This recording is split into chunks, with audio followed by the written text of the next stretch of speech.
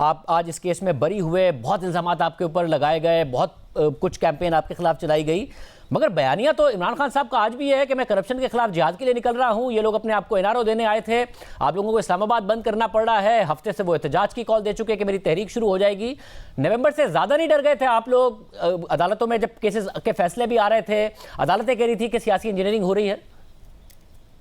देखिए, सबसे पहले तो शाहजेब मैं आपका भी शुक्रिया अदा करूंगा कि आपने जब इमरान खान साहब का सूरज सवा नेज़े पे था इक़्तिदार का और वो झूठे इल्ज़ामात लगा के हमें जेलों में डाल रहे थे, तो कौम को हक़ाइक़ से आगाह किया था। आज मैं भी यकीनन विंडिकेट हुआ हूँ और आप भी सुरखरू हुए हैं जो आपने हक़ाइक़ कौम के सामने पेश किए थे।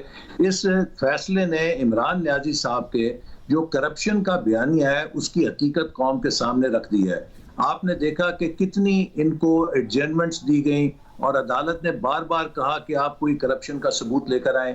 जिस दिन मुझे गिरफ्तार किया गया था उसके अगले रोज मैंने अदालत से कहा कि ये नैब बताए कि क्या इसमें मेरी कोई माली बदअनवानी की शिकायत है, और उन्होंने उस वक्त भी इतराफ किया था कि इन पे कोई जाती करप्शन का इल्जाम नहीं है। और आज भी बार बार कोई दर्जनों दफा चीफ जस्टिस ने पूछा कि आप कहीं से कोई करप्शन का कोई शायबा भी बताएं, आपके इल्जामात से निकलता हो तो मैं इनकी दरखास्त को खारिज कर दूंगा, लेकिन उनके पास कोई जवाब नहीं था। और ये वो हकीकत है कि इमरान खान साहब ने एक चोर डाकू का बयानिया इस किस्म के झूठे इल्जामात की वजह से कौम में अपने फॉलोअर्स में बनाकर एक हिजान पैदा किया, नफरत पैदा की। आपको याद है कि चंद दिन पहले मैकडॉनल्ड पे एक वाकया हुआ, इन्हीं के कुछ हमायती थे जो इसी किस्म के बयानिए से मुतासर होके उन्होंने मुझ पे आवाजें कसी, फिर उन्होंने माजरत भी की। लेकिन उसके बाद इमरान खान साहब ने 2 दफा लगातार जलसों में मुझे डाकू के नाम से पुकार के फिर दोबारा वो लोगों को वर्गलाया, लोगों को गुमराह